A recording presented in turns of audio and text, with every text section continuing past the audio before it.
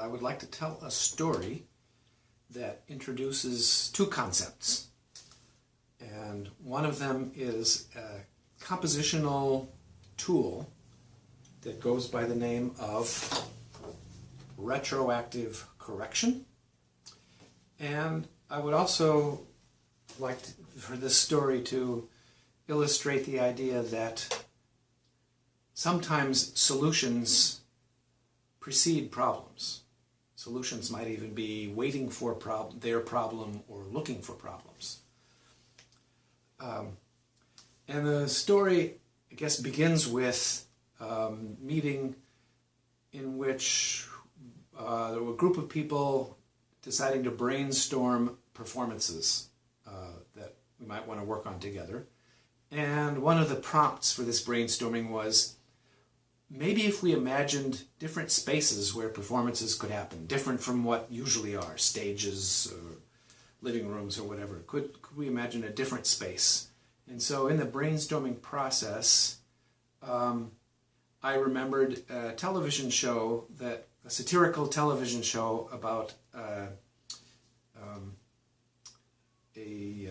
spy, and in the television show, the spy and his boss would have these meetings that were supposed to be top secret, and they would happen within something called the cone of silence, which was this really awkward dome that would lower over them, and then suddenly they were now secure.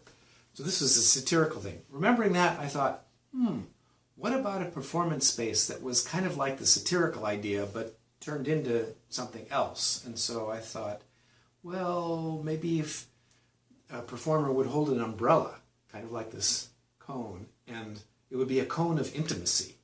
And so the audience would have to get very close, like sharing an umbrella, and the performer would then offer whatever the performance is in this space. So having taken the prompt, came up with this brainstorming idea, and we decided to try it out. And the results were interesting enough that we tried it again with a different group of people in another state, where we suggested to people, we would like you to create a performance, and this performance would take place in a kind of a cone of your design, using an umbrella as the basis, and you spend some time decorating or changing the umbrella so it becomes a space for the performance, and you create the performance that would take place in this space. And one of the participants in that second go-around, Fer Hurtado, created a performance that I then came to as an audience member. So there were these various cones floating around on a sunny evening, and the one that she had a sign on the front of it that said, "Free therapy." She was a psychology student, so, okay. And she was sort of peeking out from a curtain, so I thought, okay, I can go there and get some free therapy. It's being offered for free, ha ha ha. I don't necessarily need some therapy, but I'll see what she's going to do. And so I enter into the space, and Farah says to me, I have this problem where I bite my nails, and I've known about it for a long time, and I was wondering if you could help me figure out what to do with my biting my nails. So, there was a switch there, was there not?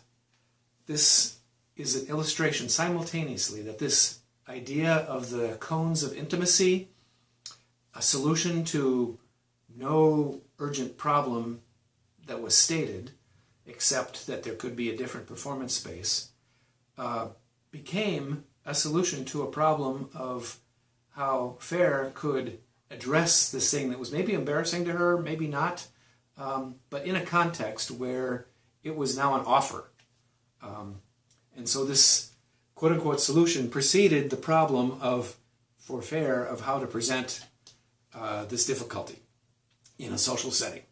And it was an illustration of this compositional idea, retroactive correction, a coinage of Herbert Brun, talking about a phenomenon that can be seen in a number of works of art, where one has one understanding as an audience member to a work, and then something is added or done or switched such that one's understanding of everything that preceded it has now changed.